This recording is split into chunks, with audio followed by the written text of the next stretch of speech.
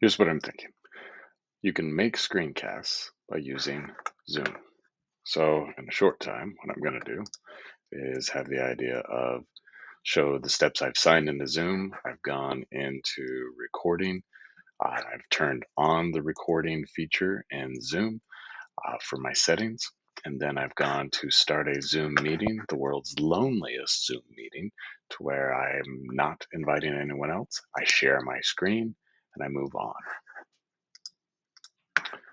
So let's get started with that. First step, I'm going to go to a website, zoom.us. And on zoom.us, I'm going to sign in with Google. There's a button. I'm going to use my Tukwila account. After I'm signed in, I'm going to go to settings. I'm going to go to recording, and I'm going to turn on cloud recording because I can control cloud recording. I'm going to leave off local recording because in case I am using Zoom and I'm using it with students, I don't want the ability that students can turn on recording for their own benefits that way and have people recorded without permission. Seems bad. More on that another time. So now the next thing I'm going to do is open the Zoom app.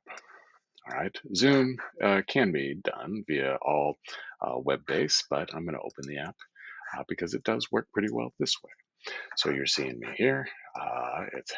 It's halftime, so I can stop and do some work here.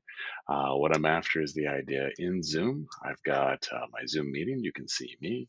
You can hear me because of the different things. I can choose to then start my recording. As you can see my mouse moving down here, recording there. I can start that. And I can also choose to share my screen, and I'm going to choose to share the screen that's got my slide deck on it. And now you can still see me, and you can still hear me, and you're getting the information that is here, and I can present, I can talk through, I can share what I've got. Once I stop that, and I stop that recording will end up being back in that Zoom website.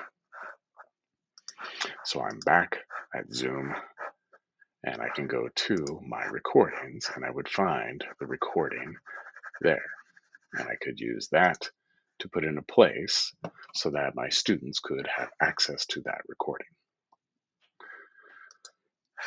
So again, I'm using Zoom to be able to record. I'm not inviting anyone else. Some of the key things is I've turned on recording in Zoom. I didn't invite any students to have them recorded.